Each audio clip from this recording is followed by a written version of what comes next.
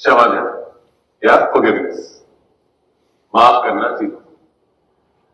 तो जिस तरीके से हम बात कर रहे थे कि तृष्णा चीजों को पकड़ के रखती है, तो ऐसी बहुत चीजें होती हैं हमारे जीवन में, खासकर जो घृणा से जुड़ी होती हैं, जो चीजें हमें पसंद नहीं होती हैं, जिसको लेकर हम पकड़ कर बैठते हैं कि ये चीज मुझे पसंद नहीं है, इसका जिम्मेदार कौन है, किसकी गलती है, मेरी गलती है, किसी और की गलती है, अपने आप को दोष देते हैं, दूसरे को दोष देते हैं, कुछ ना कुछ करते हैं। और ये चीज ऐसी है जो कि कुछ समय के बाद हमारे जीवन में एक बोझ बन जाता है, एक जहर की तरह बन जाता है। इतना बन सकता है, कई लोगों को यहां पर बताया भी गया ये पहले ही क्षमा ध्यान या फॉरगिवनेस करने के लिए, क्योंकि कई बार क्या होता है, इससे इस बोझ से इतना अटकाव आ जाता है कि अगर आप अपनी खुशी को एक पाइप की तरह समझे कि ये पाइप खुलने से खुशी निकलनी चाहिए, तो पाइप में इतना कचरा बैठ जाता है कि कुछ खुशी उसमें से ठीक से निकल नहीं पाती, निकलती है तो भी ज्यादा देर स्थापित नहीं हो पाती। तो क्षमा का ध्यान जो करते हैं, हमारे जीवन में जो पुराना बोझ लेकर आ रहे हैं, चीजें हमारे पास्ट में, हमारे भूत में हो गई जिनको हम बदल नहीं सकते, लेकिन उसका जो दुख है, उसका दर्द जो है, वो हम लेकर अपने साथ घूम रहे हैं हर समय। आपको अगर माउंटेन पे ट्रैक करना हो और बैग में आपको बताया जाए कि आपको फ्री में 10 किलो पत्थर दिए जा रहे हैं, ले जाओ साथ में, तो कोई लेगा इसको? क्यों नहीं लेंगे? क्योंकि वो हमें आगे बढ़ने से रोकता है। तो ऐसे ही पुरानी जो चीजें हुई हैं, जिनको हम बदल नहीं सकते, शायद कुछ चीज सीख सकते हैं और अपना सोच बदल सकते हैं, ठीक है, उतना कर सकते हैं, लेकिन जिनको बदल नहीं सकते ना, उसे हम जाने देते हैं। जब जब उससे जुड़ी कोई चीज याद आती है तो हम परेशान हो जाते हैं, तृष्णा में हमारा मन फंसा रहता है, हम उसको रहने नहीं देते, अपने आप को दोष देते हैं, दूसरों को दोष देते हैं। तो इसके लिए एक प्रैक्टिस है क्षमा ध्यान, जो कि ये हमारे मन में फंसे हुए कचरे, जो बोझ को निकालने में हेल्प करता है, और ये बहुत ही पावरफुल प्रैक्टिस है। इसको करते समय कई बार थोड़ी राहत मिलती है, तो आंसू भी निकल सकते हैं, निकलेंगे तो कोई बुराई नहीं। ये समझे कि आपके अंदर जो जहर आप लेकर चल रहे हैं वो चीज बाहर निकले।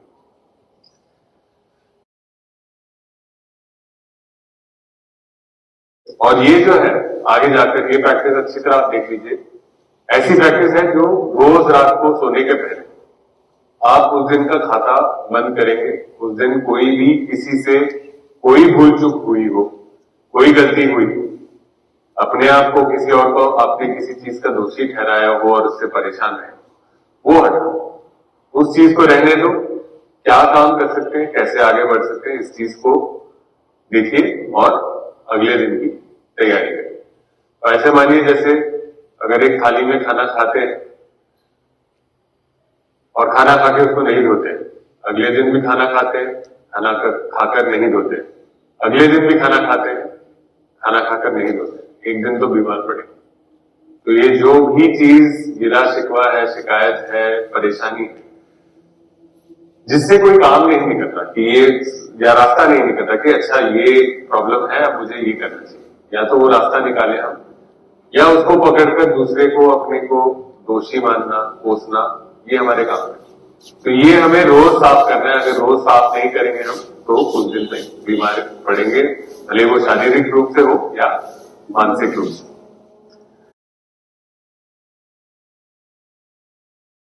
क्षमा करने का केवल यही अर्थ है कि इस चीज को बोझ बनाकर मैं आगे नहीं लेकर जाऊंगा। इसका मतलब ये भी नहीं है कि हम बार बार अपने आप को ऐसी परिस्थिति में डालें जहां पर चोट लगे। अगर आपको पता है इस सड़क से जाएंगे तो चोरी हो जाएगी और बार बार वहां जाएंगे तो वो तो मूर्खता है, तो वो क्षमा नहीं है। एक बार हो गया, जो हो चुका है उसके बारे में अगर हम 2 साल तक रोते रहेंगे, उस चीज के लिए क्षमा ठीक है। ठीक है, तो ऐसे बहुत सारी चीजें होंगी जो हम बदल नहीं सकते, जिससे हम सीख भी नहीं सकते कि अगली बार थोड़ा समझदारी से काम। पर क्षमा जो नहीं करेंगे तो बस हम उस चीज से जुड़े रहेंगे, हमारे अंदर कड़वाहट आएगी कि ये ऐसा है, वो वैसा है, इसने ये किया, उसने वो किया। सुबह शिक्षा पद लेते हैं हम, उसने मुझे मारा, उसने मुझे हराया, उसने मुझे लूटा, उसने मुझे पीटा। जब ऐसा सोचते हैं तो वैर शांत नहीं होता। तृष्णा से हमारा मन इन सोचों पे अटका होता है, जिसका कोई भी समाधान नहीं है, जिसका कोई आगे रास्ता नहीं है, जिससे कुछ जीवन में प्राप्त नहीं होने वाला। उन चीजों को अपने जीवन से हटाना है जो हमें किसी तरीके से सुख या सत्य के पास नहीं लेकर जा रहे। तो क्षमा ध्यान इस चीज के लिए बहुत ही बढ़िया एक प्रैक्टिस है। रोज शाम को करेंगे। रोज शाम जो चीजें कड़वाहट उस दिन की है उसको खत्म करते हुए चलेंगे। नींद के लिए बहुत पावरफुल एक्सरसाइज है और मानसिक और शारीरिक स्वास्थ्य के लिए, दोनों के लिए बहुत फायदेमंद एक्सरसाइज है। याद नहीं कर रहे, अभी जो कर रहे हैं, अभी हम जानबूझ के याद नहीं कर रहे हैं। अभी हम केवल अपने आप को जब माफ करते हैं तो सबसे ऊपर क्या निकलेगा? वो निकलेगा जिस पे हमारे मन में तृष्णा ज्यादा है, जिस चीज को लेकर गिल्ट ज्यादा है हमारे अंदर, या जिस चीज को लेकर दर्द ज्यादा है कि किसी ने मुझे चोट मार दी, है ना। जब हम बोलते हैं कि मैं अपने आप को क्षमा करता हूं, तो क्षमा से जुड़ी हुई जो चीजें, जो घटनाएं हैं, जो सबसे ज्यादा मेरे मन में है, वो उभर के आती है।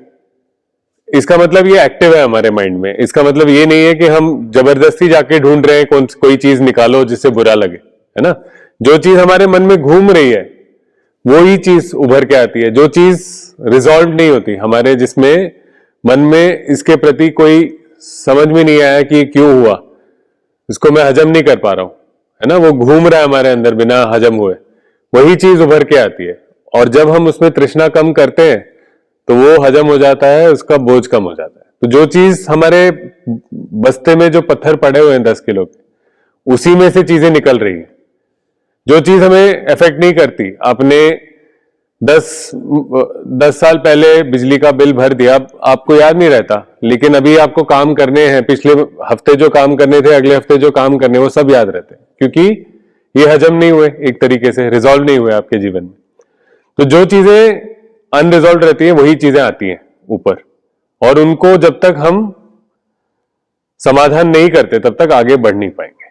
ठीक है, तो हम जबरदस्ती ये नहीं निकाल रहे कि बचपन से देखो, पूरी लिस्ट बनाओ, हर एक चीज के लिए अब अपने आप को पहले याद दिलाओ कि तुमने ये गलती करी थी, वो काम नहीं कर रहे। मैंने जब क्षमा ध्यान किया था पहली बार, तो ऐसी ऐसी चीजें बचपन से याद आ गई थी कि किसी बच्चे के रोज मैं पकड़ के गाल दबा देता था जब तक वो रोता नहीं था।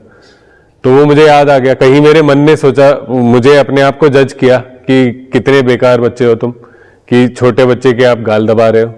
तो ऐसी चीजें याद आ जाती हैं जो कि इसका अगर याद आई है, उस समय का मुझे शायद कुछ भी नहीं याद होगा, और क्योंकि इतना छोटा था मैं, लेकिन मुझे याद आई थी, कहीं मेरे मन ने कहा कि तुम बेकार आदमी।